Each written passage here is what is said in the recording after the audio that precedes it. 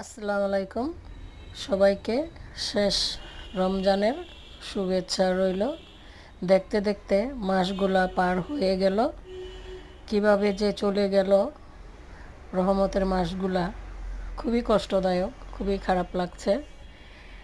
আগামী বছর যদি আল্লাহ আমাদেরকে রহমতের মাস দেখায়, সবগুলো রোজা রাখার মতো তৌফিক দান করবেন।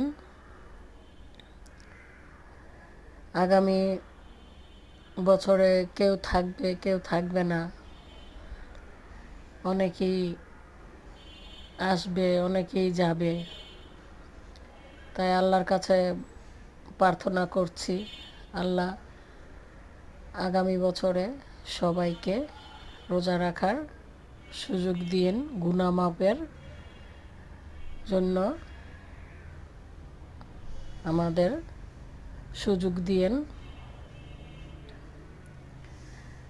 শেষ ইফতার, তাই সবাই মিলে আমরা একসাথে বসেছি, একসাথে খাওয়া দাওয়া করব।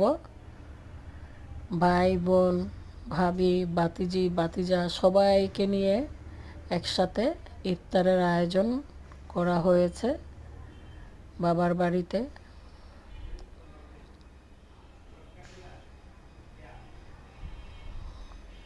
তো আপনারা সবাই দোয়া করবেন, ভালো থাকবেন।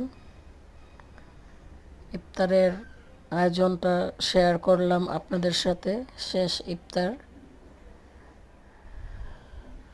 সবাইকে আসসালামু আলাইকুম, শুভ